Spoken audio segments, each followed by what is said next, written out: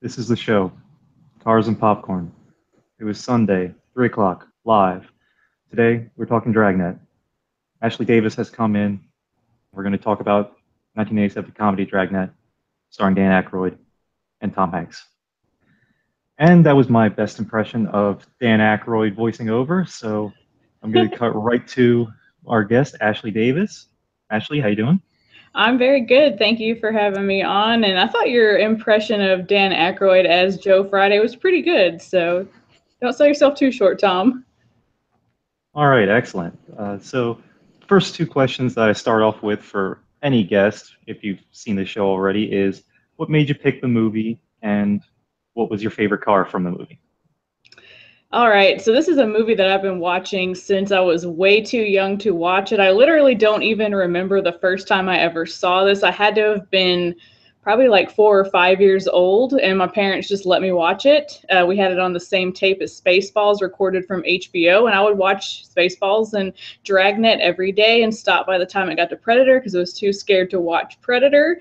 So I just think this movie is hilarious. I think to me, it's never like not held up. I've been watching it for years. It's a really funny movie, and I know it also has a lot of vehicles. And my favorite vehicle from this movie is the Yugo that they get saddled with because all their other cars either blew up or got stolen. So the police department didn't want to give them any good vehicles anymore. And it's kind of a little joke in the movie, this horrible Yugoslavian imported car that they are saddled with. And here we have that wonderful, marvelous piece of Soviet engineering. It's shockingly that was produced through the 90s, despite it being basically an 80s hatchback and not a very good one. Yeah, the body of that car is so blocky, and that's not like there was like worse cars that were produced, obviously, but like that is just like the big joke of the movie. Like growing up, like my husband used to have a Geo Metro, which is way smaller, and it's not as angular, but it's like a glorified clown car. So that's like the clown car of this movie. See, I don't. That's arguable whether it's is or isn't the worst car ever made. It tops a lot of lists of worst cars. I mean, it It's did ever unreliable. It's not modern. did it catch on fire like when you got rear-ended like a Pinto? Because that's a thing. I mean, to be fair, it would have to stop to be able to be rear-ended, and the brakes aren't really good enough to get rear-ended. Good point. Good point. It was fun fact. It's a Michigan fact. A Yugo actually there's a giant bridge called the Mackinac between here the mainland of Michigan and the Upper Peninsula. And one night, a Yugo was driving on that bridge, and the legend is that the wind literally blew it off. Oh wow, that's messed So up. yeah, that's a legend that's been passed on for a long time, and that's anytime you bring up a Yugo in Michigan, that's the first story anyone ever Anyone will tells you. tell. That's awesome. So the movie itself, the biggest comment I can make about it is I miss comedy Tom Hanks.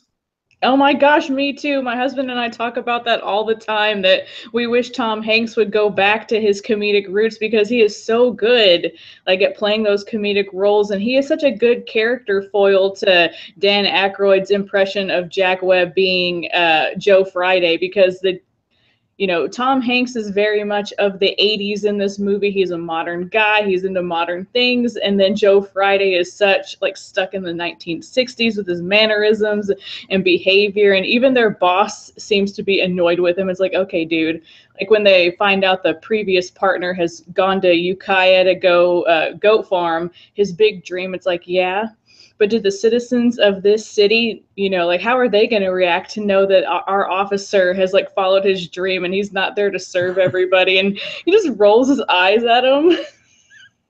I love it. Uh, yeah, that's Dan Aykroyd playing the straight man to Tom Hanks is something that if no one knew that Tom Hanks had a comedy background, would be shocked that he wasn't the straight man. Definitely. And the intro to Tom Hanks was just perfect when he gets his new partner, rolls up with the tow truck and that wrecked old, I think it was a Mercury, and it comes out totally not in uniform. 10 minutes later, Yeah, he like starts there's a quoting all of the departmental regulations to him about like how a detective should be dressed, and like you could tell that Hanks's character Pep Strebeck, which is like such a dorky name, is so like not enthused with all of this. Like, okay, here's my new partner.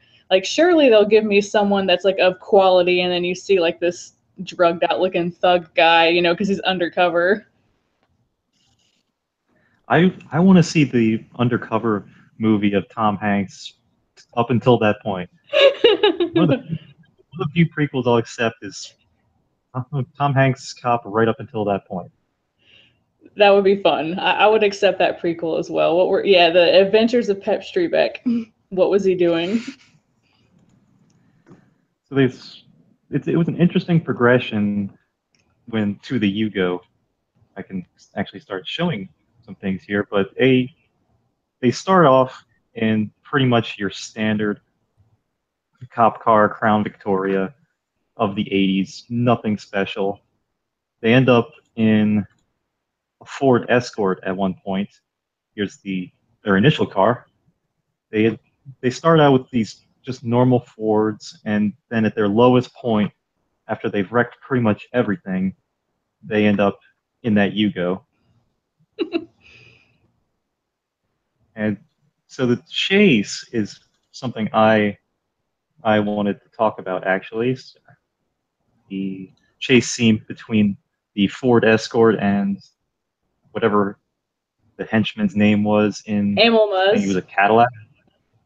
Yes, that guy. He's The guy that Jerry kind of looks Caesar's like Jaws, driver. but kind of. Here we go. This wonderful little escort. So I decided to. I thought to myself, as I do with almost any car chase in film, which car would actually win between these two? Driver irrelevant.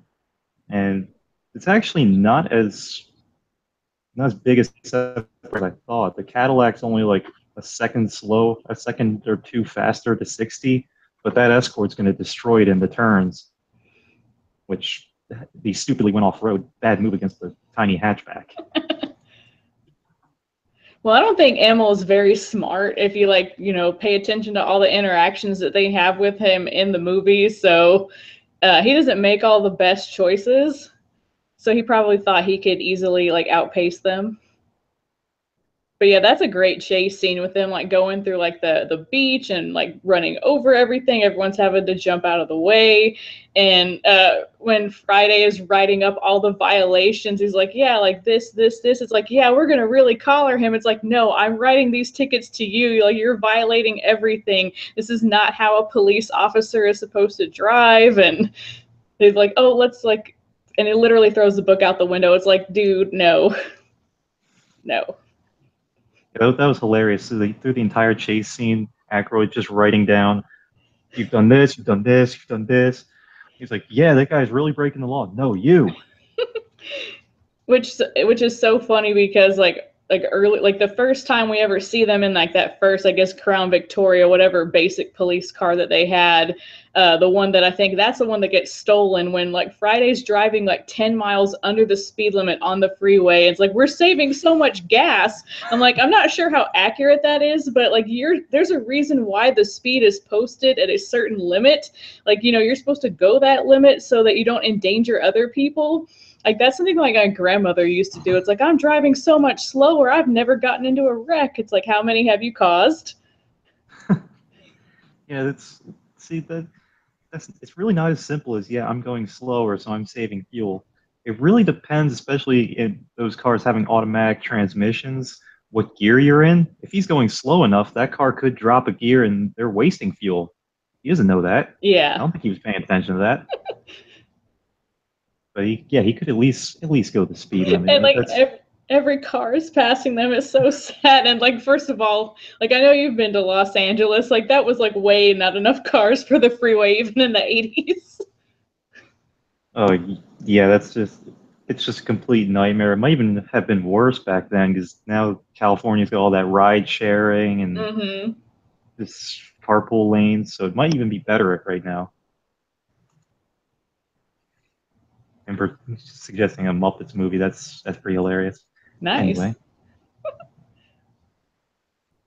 so the whole movie centers around them going after the pagan group, which I unfortunately did not note down what pagan stood for. But they're It's basically just like, yeah, it stands for like people against goodness and normalcy. So basically, like they're a depraved group. yeah, I mean, pagan sounds like an awesome name until they spell it out, and you're like, oh god, that's lame. So another car I wanted to mention, since we're talking, it's really an irrelevant part of the movie, but what to me was one of the cooler ones. So at the very beginning, he's talking about the haves and the have-nots, Mm. and we see, my computer's struggling here, a wonderful-looking red Rolls Royce with the California license plate kept. That is so awesome. That just tells us so much about the person that's driving this car. And I was just thinking in my head the entire time, what does kept mean? I guess it's supposed to be like a reference to those who have it. No, that she's basically like a sugar baby. Like she's got a man that's paying for everything. Oh, that I did She's not even probably think of that. yeah, she's like a probably someone's mistress. Then of course a we meet the billionaire smut manufacturer, and right right in the back here you'll see not quite a classic, but again I had to look this one up. Was a write that down. Anyway, it's something like it's a weird custom car, and this dude had a couple of them actually. That was that to me was one of the more interesting. Like he's got these 50s looking cars that are actually fairly modern. So I think that was probably just a sort of nod to the original in a way. Yeah, it could be there because there's a lot of nods to their original series because there was actually two Dragnet series that aired on television. One was in the 50s, and then the more famous one that we all probably are familiar with is the 1960s version. His partner in the 50s was Frank Smith. That's the one that leaves at the beginning of the movie. And then in the 60s series, it's Captain Gannon, is the captain now. He was just a detective back then, who's the one that's like yelling at them, like when they go to his office at 4 a.m. to talk about the pagan rally and do the little goat dance. That's my favorite part. They're Oh yeah. horrible. Uh, Undercover. It's like, how did is anybody dressed that way? Don't forget your goat leggings. Oh god. That's the whole thing was really ominous until that party. That party is where they just ruined the entire pagan mystique, and then they tried to get it back. But it was like, no, you which Like, is a fantastic transition point to the bad guys' car, which was an old Mercedes, kind of like a limo, but just really a long wheelbase 600. And I actually wrote down in my notes, quote, you know he's a bad guy because he's driving a black German car. oh, the 80s. It's kind of weird how we've gone from so now the trope is black SUVs tailgating, so you know they're the bad guys. But back then it really was just like a black, ominous, older German car. Yeah, all those not so subtle Cold War references, I guess. I mean, they're just ominous looking cars. Like look at that grill. Yeah, Just a and just big. back up slowly. That big gaping Mercedes grill, so proletariat. Well, and the fact that like our main villain, spoilers for anybody that's not seen this movie, is because you find out pretty quickly in the movie that it's this reverend. The irony that like he's running this program, like he has his own thing on his channel called Mama, like the Moral Advance Movement of America, but he's also the leader of the pagans, so it's playing one side against the other and double crossing everybody. The police commissioner is in on it. It's just so very 80s with how complicated the plot is. It really is. You don't think when you first start with this weird comedy movie that it was going to go all over the place in the end, but it really does. Well, and I just love it so much because like Dan Aykroyd actually wrote the script along with a couple of other people, and he's a huge fan of the original Dragnet. So like you can tell that there's a lot of love for that, even though it's a different genre. Like they're not trying to like be like cynical about it. Like he really loves the Joe Friday character, and the fact that it's like he's not replacing Joe Friday, he's literally just like a nephew that's named after him. I thought that was very smart to go that route where it's like, yes, the real original property still exists and this is like a continuation, but we're just changing up the genre, and we have this character who feels out of time in contrast to everything that he's surrounded by in 1980s Los Angeles. It really kind of felt like the 21 Jump Street movie years before that even came out. Just a nod to the beginning, but just meta as hell. Mm-hmm. I could definitely agree to that. And I know you mentioned in the sound check, I'm actually going to pull this up towards the end, that big 80s climactic scene. Yes, And like there's like another car chase, of course. I can't remember like what car I think they're driving just a regular, actual standard police cruiser, black and white. Like they're trying to get to the airport to stop. Uh, the Reverend taking away the girl from the beginning, the Virgin Connie Swale, because that's how they refer to her, who is the love interest for Friday, which is so creepy because she's way younger than him, but whatever. So they're going like totally contrasting from the beginning of the movie where Friday is going way under the speed limit. Now he's the one who's breaking all the rules. He's scaring Tom Hanks. Just telling him to think of Christmas, violating all these rules to get to the airport, but they don't get there in time because Reverend Worley does take off. And then we just have like a scene of Reverend Worley being creepy with Connie, and then there's a jet that comes up on them. The LAPD jet. Like, what? When did the LAPD, why do they need a jet? Are there regular crimes that involve jets? Were they gonna sell play sets for this movie? Because they go through so many cars. It's like, okay, well, we could sell this one and this one and this one if we just keep blowing things up or they get stolen. It was just funny to me. And then, of course, you have the wonderful "Have a Nice Day" tank. Yes. That's so great. I love it when they invade the milk factory earlier in the movie, and the milk factory can't sue the police department because they had an actual warrant to search the place, but they like obliterate it and there's milk everywhere when they're searching for the chemicals. And then Aykroyd's character was just worried about the fact that the milk was being spilled. Wholesome milk, and then yeah, he tells us all the properties of milk. Of course, I love milk. I doubt you would, Strebeck. And that milk scene, I believe, is right afterwards where they get the Yugo. Yeah, I think so. All those cars. Nice. All right, so we're getting kind of close, but one more thing I wanted to touch on was randomly during the final chase, we see a wonderful little YJ Wrangler. Here, it's seen here in a much better view. It quickly drives in front during one of the scenes. I kind of noticed it, but it was confirmed. If anyone hasn't seen it, there's a website called IMCDB, Internet Movie Car Database. Oh, cool. So that's where I get a lot of my pictures here. But it's one of those little things you notice, like, hey, I see something there.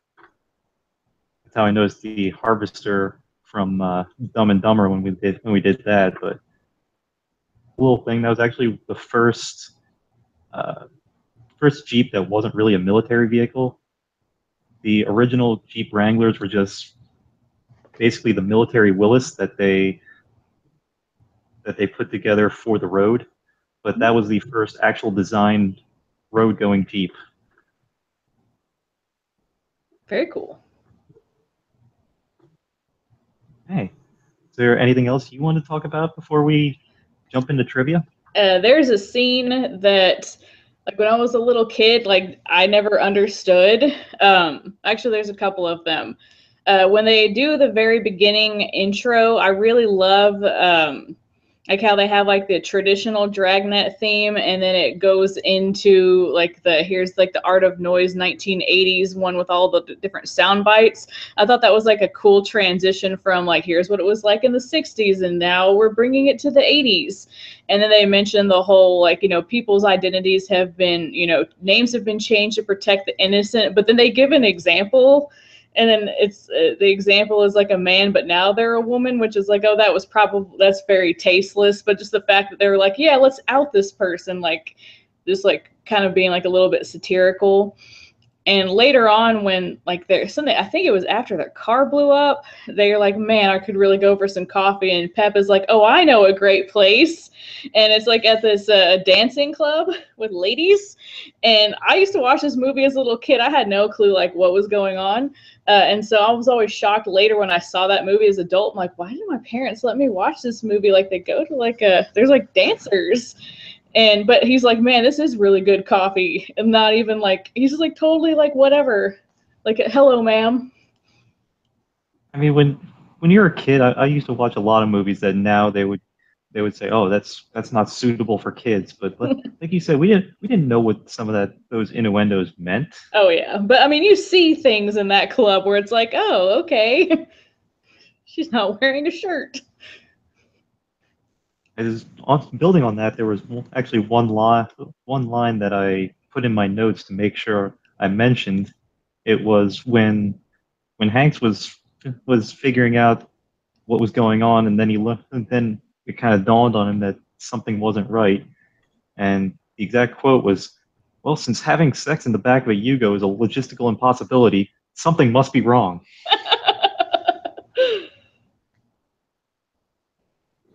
Oh yeah, the narration turns over to him since Friday has been kidnapped, and yeah, he's no longer an officer.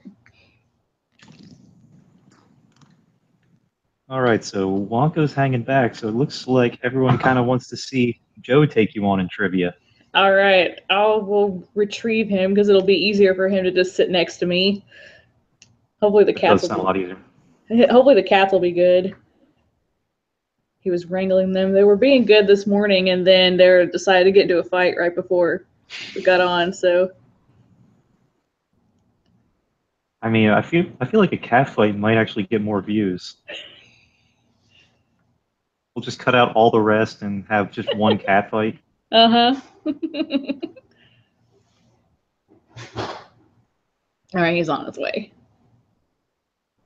I think I heard something. Yes, you heard him.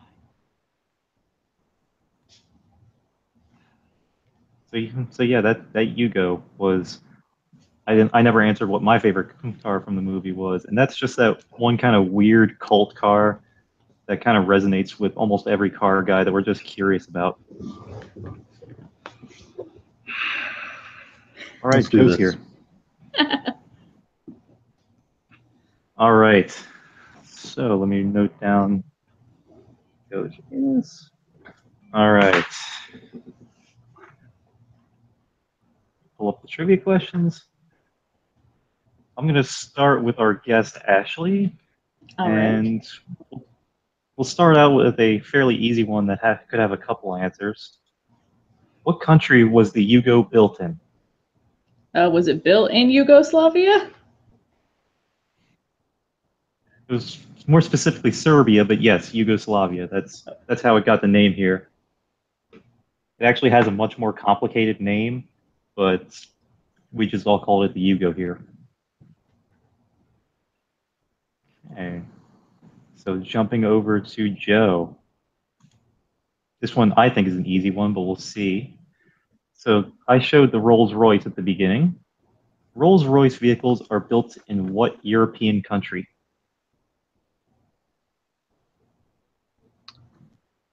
I'm going to guess England. You're going to guess correct. Hand-built in England. Nice. I was like Royce. I'm trying to figure out what country that sounds like. Actually started by two guys, one last name Rolls, one last name Royce. Oh, wow. That's... Wow. I mean, pretty simple. All right. And since you guys both got the first question right, I should continue to note that if anyone does get all 5 questions right, I will send them a little die-cast car of what nice. I don't know. Maybe I'll pick something up at Comic-Con to send someone, but eventually, if nobody gets 5 out of 5 by an indeterminate amount of time, I'll just send them something. Oh. Okay, so next question to Ashley. So they started out with a 1983 Crown Victoria. This is a fairly similar theme. How many engine options did the 1983 Crown Victoria have? I'm gonna guess it probably had 2, probably like V6 and V8.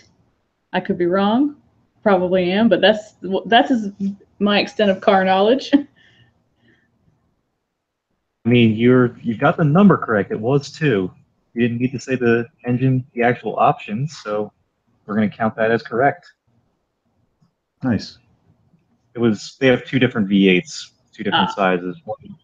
One was the police motor, so cop motor, and one not cop motor. That makes sense. The Crown Vic was pretty much always built as a police car primarily, so it really just makes sense. Totally. Okay. So, Joe, this one I thought was an interesting question. So Dan Aykroyd has driven a police car in another fantastic movie, The Blues Brothers. Which was faster for using the measurable 0 to 60, the Bluesmobile or his Crown Victoria from this movie? I'm going to say the Crown Victoria from this movie. It's actually exceedingly close, but the Bluesmobile is 0.4 seconds faster, despite being older. I was kind of surprised how close they are, especially since the Bluesmobile was from 74. Shows how little progress we made. There's only so much you can eke out once you hit a certain plateau, I guess. Well, I mean, that was kind of the peak of the emissions struggle, so we just had to choke American engines down a lot back then. Actually, quite sad. Okay, Ashley, we're going to start to get a little bit harder. So, the Jeep Wrangler in 1987 was produced by what car company? Oh man.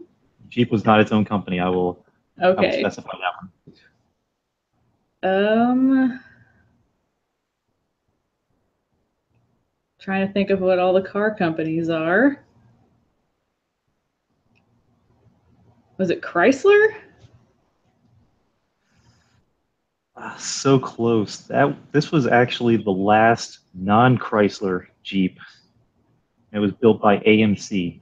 Oh, okay.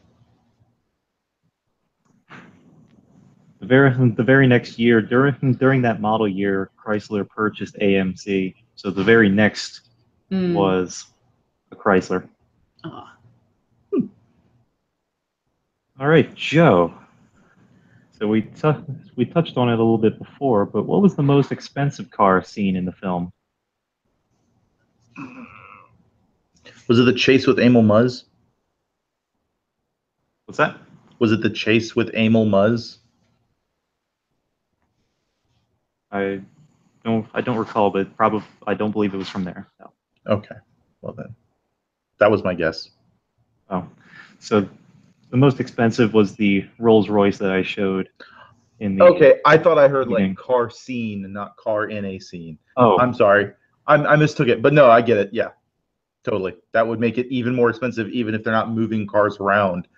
A Rolls Royce just kind of there would be more expensive than even cheaper cars having to have multiple copies of.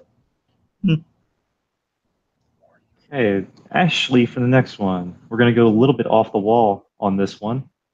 Tom Hanks voiced what car in the Cars franchise? Oh gosh, I've never seen those movies. I know he's not Tow Mater or Lightning McQueen, because I know those are It's voiced not. by different people. Wow. I don't know. I really don't know any of the other characters' names, so I'm gonna just go. I don't know. He was actually a car called Woody. Oh, that makes so much sense. I'd imagine like a wood panel, like whatchamacallit, a wood panel, one of those old like surfboard cars. Yeah, it was one of the old Woody wagons. Just kind of an old Pixar pun. Nice. Wow. Okay, next one. Snake in his tire. Let's see. So we're going to go to the "Are you paying attention?" question. So we'll see if Joe can get this one. I always like to include one of these to see if anyone was paying attention to what I say. So, what was the body code of the 1987 Jeep Wrangler? I said it when I identified it earlier. Yeah, you did. And all I can remember from that scene now is that you couldn't find a picture of it from the actual movie, so you pulled up this other file picture. So I don't know what the body code was. Was it like J type? I don't know. Very close. Almost every Wrangler has a J in the name, but this one was the YJ. Ah, which is funny because we were just talking Young Justice earlier. So Connections. Okay. So Ashley, on your last question, I'm gonna give you a shot to beat Tom and Billy for the record. So you got one of these questions right. How many engine options did the 1986 Ford Escort have? Did it have 3 engine options? So I would have accepted 2 answers here, and 3 is the overall options for both North America and Europe. There was 1 extra in Europe, so 3 is technically correct. The best kind of correct. Yes, it is. And Joe, last question, and possibly the hardest question. oh What was Lord. What was the fastest car seen in the film? It was, I believe, the chase with Emil Muzz, and it's actually because you talked about the vehicle clocking, like not clocking the speeds of the vehicle, and the surprisingly the car Emil Muzz was driving was slightly faster than the police car. And you would be very close, but during a later chase scene, we saw a random 80s Camaro drive by, which was faster to 60 than that Cadillac. Dang. All right, and that concludes our trivia. Ashley, you are the new champion so far with Nice. 3 out of 5. I didn't think I'd get any questions right because I'm so horrible at trivia and I don't know anything about cars. Curs. That is such a hard word to say. Curs? Wait, are we talking Formula One now? All right, so that concludes our show for today. So, Ashley, we'll start with Ashley and Joe, since you guys are together. Is there anything you guys would like to plug? We are working on our next BFF over the Flash. Yeah, CW The Flash, which should be coming out tomorrow-ish, yeah, tonight-ish. Probably tomorrow-ish. Yeah, we're We don't have superpowers to get things done quickly, apparently. No Speed Force here. Yeah, no Speed Force, no flashpoints. It's a bad idea. But yeah, you can find that over at the TUFF channel on youtube.com/TUFF channel. And then at our own personal channel, Geek to My Nerd, we've been doing live streams of games recently, and we're trying to figure out the next game we should do. But we'll come to that when we're feeling up to it. Yeah. And then you can find us on Twitter, where I'm at Drake Masters. And I'm at @_Mrs. Davis. All right, excellent. And thank you guys for joining. You can find me on Twitter at RoadRaider3. Do all the YouTube things, subscribe, comment, like, all that stuff. And we'll be back in about a couple weeks now. I think we'll be coming back on 8/20, and we'll be doing Death Proof with Corey Williams. Already scheduled that one. Nice. So that'll be fun. All right. Thank you guys once again for joining me. Thank you for having us. Yeah, thank you. All right. You guys enjoy your day, and everyone else also enjoy your day. Have a good one.